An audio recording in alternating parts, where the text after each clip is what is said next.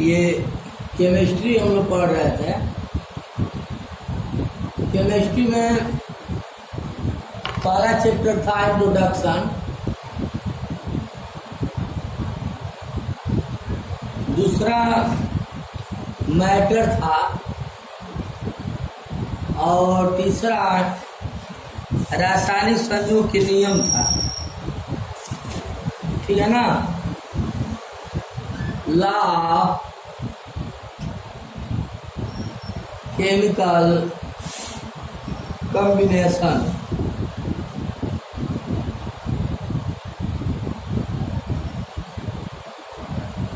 ये 3 चैप्टर से संबंधित हम लोगों को अब बात करना है, मतलब इससे रिलेटेड क्वेश्चन।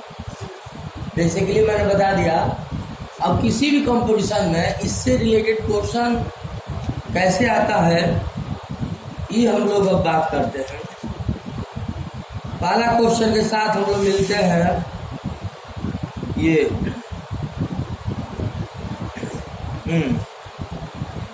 क्रिस्टल के बारे में थोड़ा सा एक क्वेश्चन आया है। क्रिस्टल क्या होते हैं,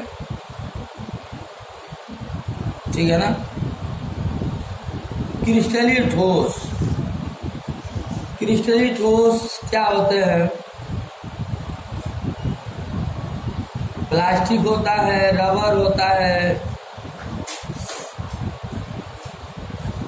आइए केमिस्ट्री में ये देखिए ना, ये इन्हीं तीनों से रिलेटेड हम लोगों को प्रॉब्लम सॉल्विंग है।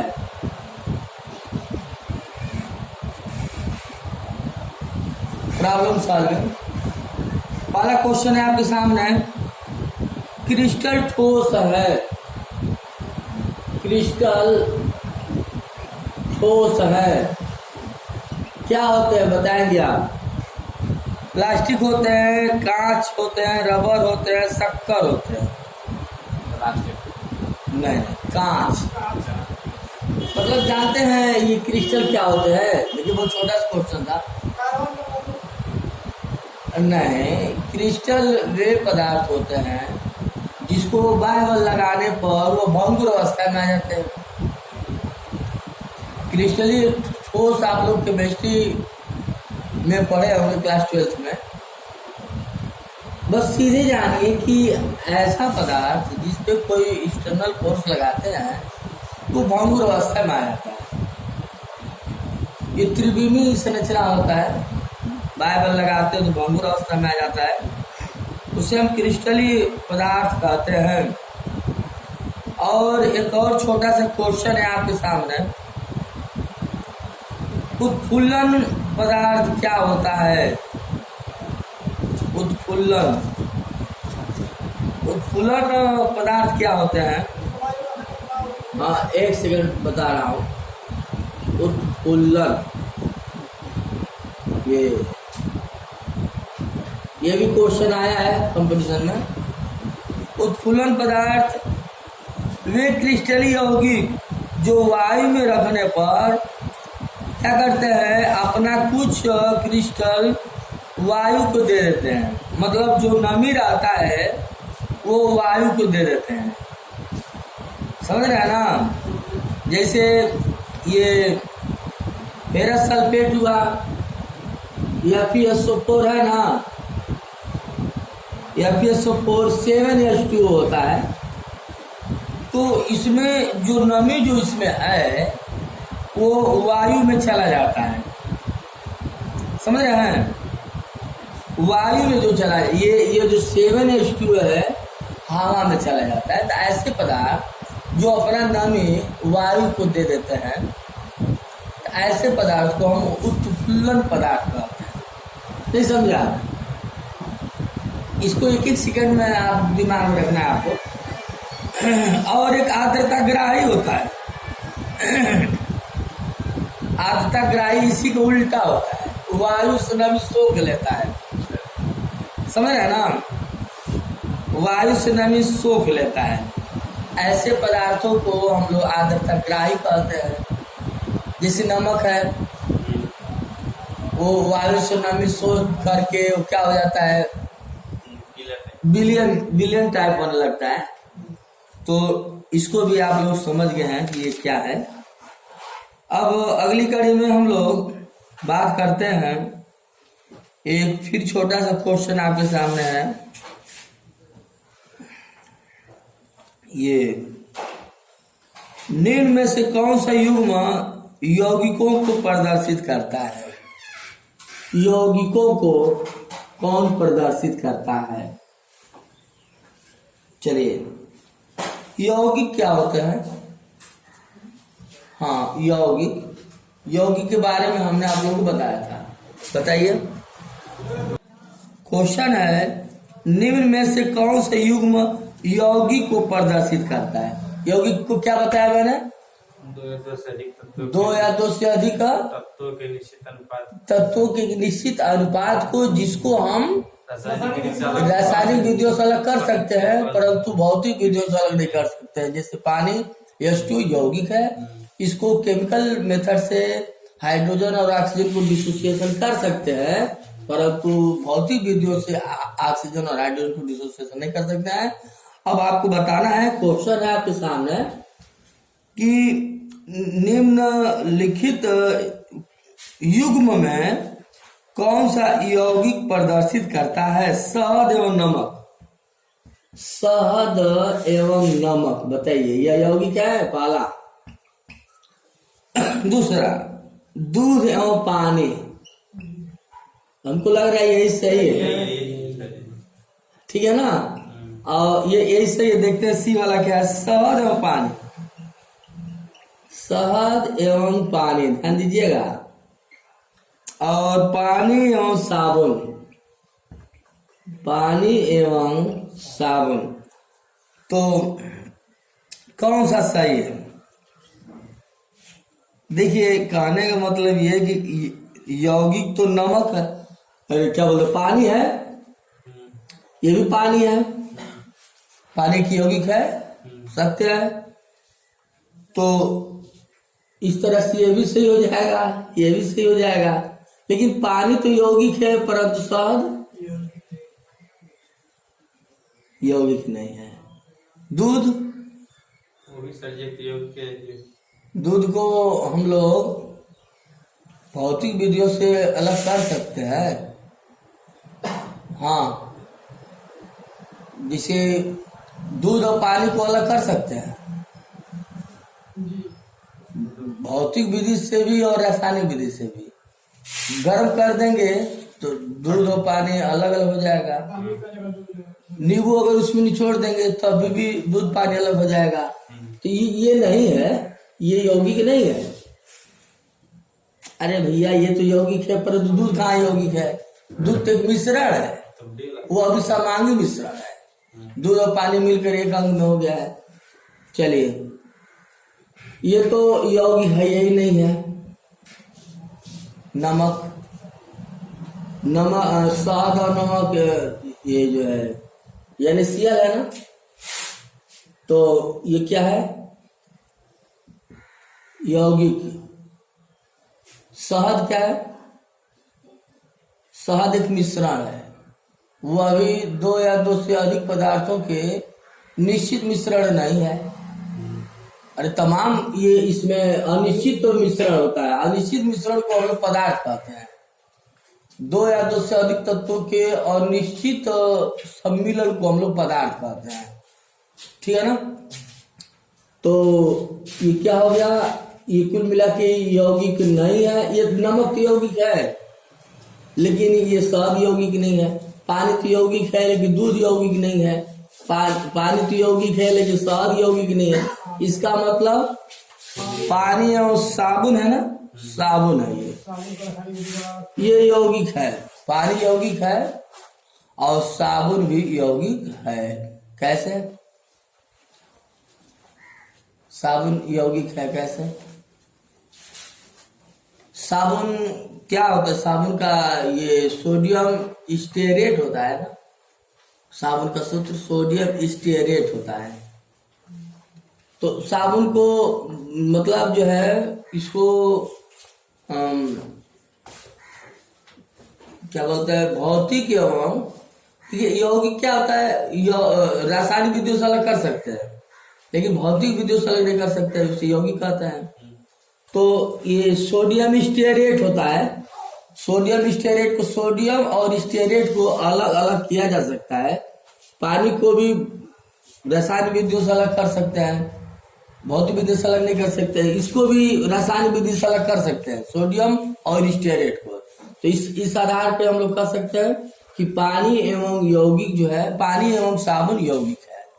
पानी को रासायनिक विद्युत से अलग कर सकते हैं, साबुन को भी रासायनिक विद्युत से अलग कर सकते हैं, लेकिन न पानी को और न साबुन को भौतिक विधि से अलग नहीं कर सकते हैं। पानी को और साबुन को भी भौतिक विधि से अलग नहीं कर सकते। इस आधार पर हम कह सकते हैं पानी और साबुन यौगिक है। अगला क्वेश्चन है आपके सामने, आप लोग भी पूछ सकते हैं। इन 3 चैप्टर से संबंधित हम लोग बात कर रहे हैं। पहला चैप्टर का नाम है इंट्रोडक्शन। इंट्रोडक्शन का मतलब केमिस्ट्री में बेसिक कॉन्सेप्ट। दूसरा चैप्टर का नाम है ये द्रव्य, मैटर, और तीसरा चैप्टर का नाम है रासायनिक संयोग के नियम। इन 3 चैप्टर से संबंधित क्वेश्चन कहीं से भी हो लेके आइए।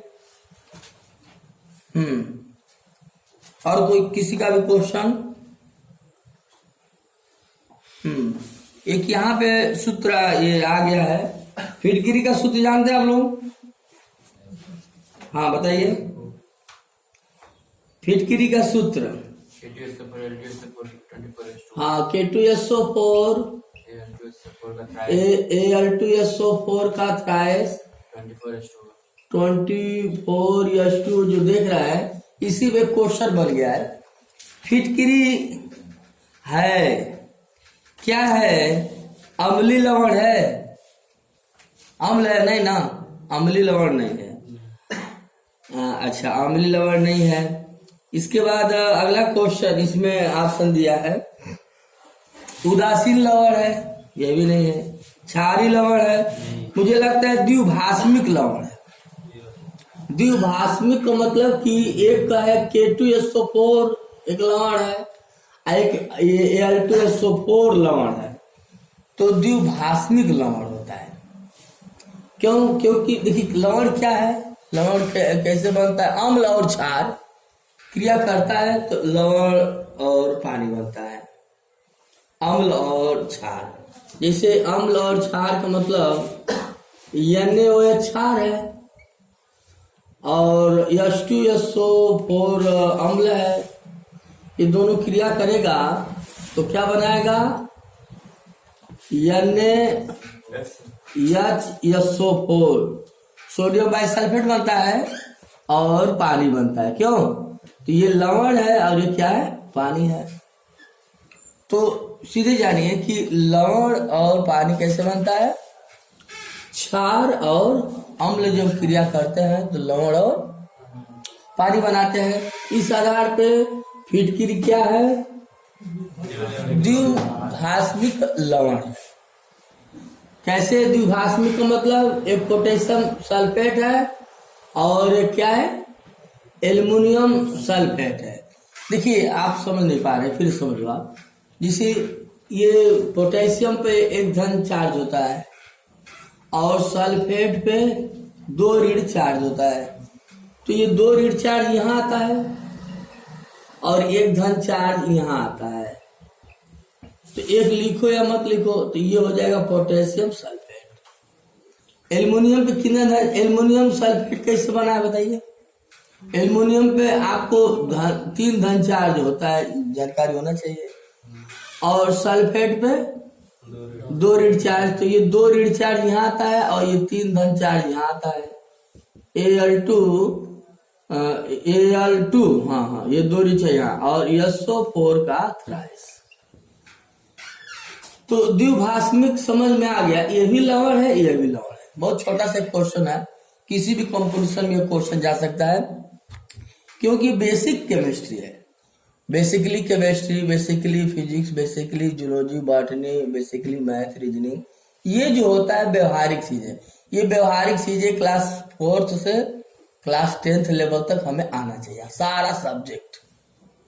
जिसको क्लास 4th से क्लास 10th तक सारा सब्जेक्ट नहीं आता है, वो मानव जीवन उसका बेकार है।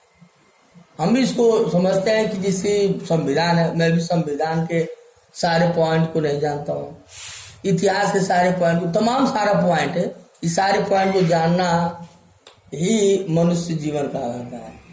तो देखिए कितना छोटा सा पॉइंट है, इसको आप लोग समझिए। अब इसके आधार आप लोगों के पास भी बहुत सारे क्वेश्चन पूछिए। हाँ, और किसी के पास कोई क्वेश्चन है? हाँ, एक क्वेश्चन है आपके सामने, निम्नलिखित में से रासायनिक परिवर्तन नहीं है। देखिए परिवर्तन दो तरह से होता है। हाँ जल्दी बताइए, भौतिक परिवर्तन और भौतिक परिवर्तन क्या होता है सुप्रताप? सही बता रहे हैं। मतलब भौतिक परिवर्तन का मतलब यह है कि पानी से जल बन जाए, अरे पानी से बर्फ बन जाए, बर्फ से पानी बन जाए, तो मतलब उसका अवस्था परिवर्तन होकर के अपनी पूर्व अवस्था में आ जाए, इसको हम लोग भौतिक परिवर्तन कहते हैं। रासायनिक परिवर्तन, दूध से दही बन जाए, लेकिन दही से फिर दूध बनेगा। रासायनिक परिवर्तन मतलब दूध से दही बन जाए, अब क्या दही से फिर दूध बनेगा? तो ये रासायनिक परिवर्तन हो गया। भौतिक परिवर्तन का मतलब पानी से बर्फ बन जाए, अब बर्फ से पानी बन जाएगा, पानी से वाष्प बन जाए और वाष्प से फिर पानी बन जाए, तो इसको हम लोग भौतिक परिवर्तन का मतलब कि वो अवस्था परिवर्तन होने के दौरान भी वह पदार्थ अपनी पूर्व अवस्था में, वह यौगिक या पदार्थ अपनी पूर्व अवस्था में आ जाए, तो उसको हम लोग भौतिक परिवर्तन कहते हैं। और रासायनिक परिवर्तन की अपनी पूर्व अवस्था में। तो इसी पर एक क्वेश्चन है, आप लोग सावधानी से आंसर दीजिए। रासायनिक परिवर्तन नहीं है, रासायनिक परिवर्तन नहीं है। पहला है आपके सामने, पहला ऑप्शन कोयले का जलना, कोयला का जलना पहला है। पहले मैं लिख लेता हूं, दूध का सड़ना, दूध का सड़ना, वाष्प का बनना और जल का निर्माण होना, जल का निर्माण होना। अब आप लोग बताएंगे कौन रासायनिक परिवर्तन नहीं है, यानी कौन भौतिक परिवर्तन है। नहीं समझ पाए? सवाल को थोड़ा घुमाया गया है। कौन रासायनिक परिवर्तन नहीं है, इसका मतलब क्या हुआ? कौन भौतिक परिवर्तन है? हाँ, एकदम सही बताएं आप। वाष्प का बनना, वाष्प बनेगा तो फिर वाष्प से पानी भी बनेगा, यही भौतिक परिवर्तन है। और ये जल, कोयले का जलना, कोयला जब जल जाएगा फिर से कोयला प्राप्त होगा, राख तो हो जाएगा, ये गलत। दूध का सड़ना, दूध जब सड़ जाएगा तो फिर से दूध बनेगा नहीं। जल का निर्माण होना, डी वाला ऑप्शन है जल का निर्माण, ये का है निर्माण। जल का निर्माण होना कौन सा परिवर्तन है? अरे भाई, ये जल का निर्माण होना, जल का निर्माण होना, तो कहां से जल का निर्माण होता है? जल का निर्माण कैसे होता है? हाइड्रोजन और ऑक्सीजन दोनों मिलता है तब तो जाकर पानी बनता है ना। बोलिए आप, बैलेंस हो गया। तो जल का निर्माण होगा, तो इससे तो पता ही नहीं चल रहा है कि भौतिक परिवर्तन है कि रासायनिक परिवर्तन है। जल का निर्माण होना, इससे क्या पता चल रहा है? जल का निर्माण हो रहा है कि नहीं हो रहा है, इसमें कोई भौतिक रासायनिक परिवर्तन है? ये नहीं है। अवस्था चेंजिंग में होता है भौतिक परिवर्तन, या तो कुल मिलाकर सी वाला ऑप्शन सही है, सही है। अब इसमें एक क्वेश्चन जो था, हाँ, उत्फुल्लन पदार्थ के बारे में हमने आपको बताया, लेकिन क्वेश्चन आपको नहीं मैं बताया था। उत्फुल्लन पदार्थ क्या होता है? वायु, वो अपना मतलब वे यौगिक या पदार्थ जो अपना नमी किसको दे देते हैं? वायु में दे देते हैं। और आर्द्रता ग्राही वे पदार्थ होते हैं जो वायु से नमी सोख कर अपने में ले लेते हैं, नमक जैसे ये बताया था। तो इसमें आपको बताना है कौन सा उत्फुल्लन पदार्थ है। पहला है MgSO4, मैग्नीशियम सल्फेट है। मैग्नीशियम सल्फेट कैसे बनता है? मैग्नीशियम पे 2 धन 4, सल्फेट पे 2 ऋण 4, कुल मिला के मैग्नीशियम सल्फेट बन जाता है। जिंक सल्फेट और है सोडियम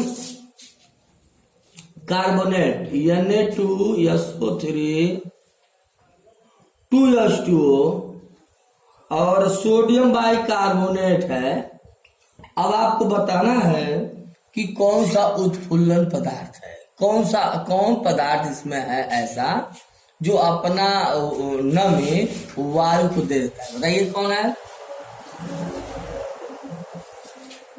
ये सीधे सीधे दिख रहा है, किसमें पानी है? तीसरा वाले में है, सोडियम कार्बोनेट में पानी है। यही पानी किसको दे देगा? वायु को। तो यही उत्फुल्लन पदार्थ हो गया। आपको मोटे तौर पे जानना चाहिए कि उत्फुल्लन पदार्थ क्या होते हैं। अपना नमी वायु को देते हैं। तो नमी मतलब पानी, इसी में पानी है सोडियम कार्बोनेट में, इसमें पानी नहीं है, इसमें पानी नहीं है, इसमें पानी नहीं है। तो यही उत्फुल्लन पदार्थ हुआ, यही अपनी नमी को वायु में देता है। तो अब सुनिए, कुल मिलाकर फुल एंड फाइनल आप लोगों को 3 चैप्टर फिर से मैं होमवर्क के रूप में दे रहा हूं और आप इस 3 चैप्टर को भली भांति तैयार करके आइएगा और जो क्वेश्चन नहीं आएगा कल पूछना, ठीक है? 6 बजते आ जाएंगे, 6:05 में स्टार्ट कर दूंगा। 25 से 30 मिनट आप केमिस्ट्री पढ़ेंगे, 25 से 30 मिनट रीजनिंग पढ़ेंगे, फिर इसके बाद 45 मिनट मैथ पढ़ेंगे, 1 घंटा नियर अबाउट। तो अब आप लोगों को 3 चैप्टर समझ में आया है। पहला चैप्टर का नाम है इंट्रोडक्शन, भूमिका, केमिस्ट्री की भूमिका का मतलब कि बेसिक कॉन्सेप्ट से रिलेटेड क्वेश्चन। और दूसरा चैप्टर है द्रव्य, तीसरा चैप्टर है रासायनिक संयोग का नियम। ये तीनों चैप्टर से रिलेटेड मैं कॉन्सेप्ट बता दिया हूँ, बस क्वेश्चन का प्रैक्टिस होना बाकी है। तो इसी एक रासायनिक संयोग के नियम से एक क्वेश्चन मैं आपके सामने दे रहा हूँ, बताएंगे आप लोग। स्थिर अनुपात के नियम का प्रतिपादन कौन किए थे? हाँ बताइए। स्थिर अनुपात का नियम किसने बताया था? मुझे लग रहा है प्राउस्ट जी ने बताए थे। हाँ सही बताया, प्राउस्ट जी ने बताए थे। क्यों याद है? स्थिर अनुपात का नियम याद है? स्थिर अनुपात का नियम, हाँ क्या बताइए? जब किसी रासायनिक अभिक्रिया में, अब क्रिया कहाँ बोल दिए, देख लो क्या मैं लिखवाया था।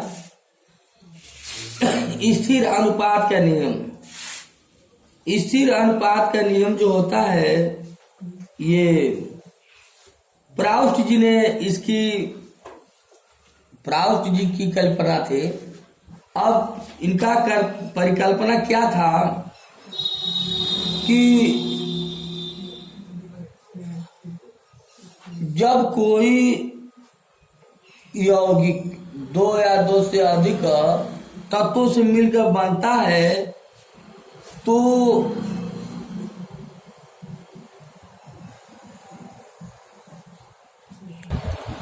स्थिर अनुपात के नियम प्राउस्ट जी ने बताए थे। क्या बताए थे?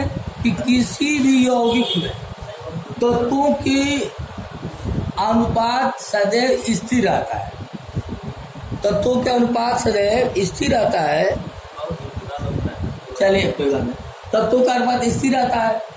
तत्वों का अनुपात स्थिर रहने का मतलब जो है, अब देखिए 2 मोल क्या है? हाइड्रोजन है और 1 मोल क्या है? पानी है, अरे ऑक्सीजन है। तो 2 संबंधित, चाहे वो कोई भी जल हो, उसमें हाइड्रोजन का 2 होता है और ऑक्सीजन का 1 अनुपात होता है, चाहे को किसी भी स्रोत से जल प्राप्त। और एक और एग्जाम्पल मैंने आपको दिया था कि कॉपर सल्फेट है, सॉरी कॉपर ऑक्सीजन है और कॉपर ऑक्सीजन है। तो कॉपर ऑक्सीजन चाहे किसी भी स्रोत से मिले, इसमें कॉपर का एक और ऑक्सीजन का एक अनुपात होता है। मतलब सीधे सीधे कह लीजिए कि वे यौगिक जिसमें तत्वों में एक स्थिर अनुपात होता है, तो इसे हम स्थिर अनुपात का नियम कहते हैं। इसको प्राउस्ट जी ने बताए थे। पहला बहुत इंपॉर्टेंट क्वेश्चन है ये, द्रव्य संरक्षण का नियम। द्रव्य संरक्षण का नियम किसने प्रतिपादित किया था? भूल गया आप लोग? लेवासिए जी ने प्रतिपादित किया था। द्रव्य संरक्षण का नियम क्या होता है?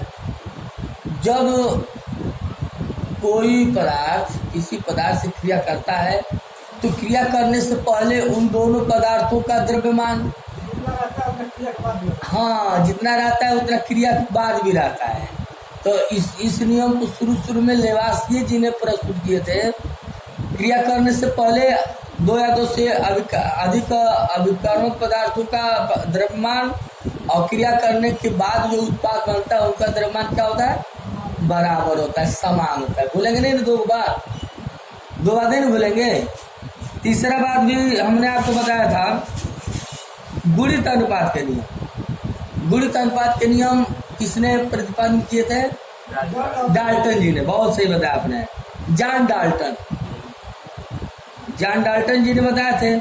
इस नियम के अनुसार, याद है क्या है?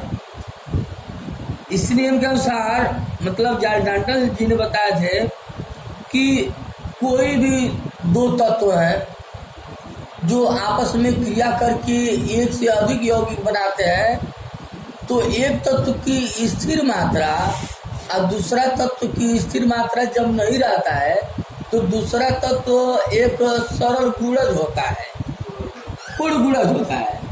जैसे मैंने आपको बताया था, जैसे N2O और क्या बनता है? N2O3, फिर इसके बाद N2O4, क्यों? N2O5। आपने क्या देखा यहाँ पे?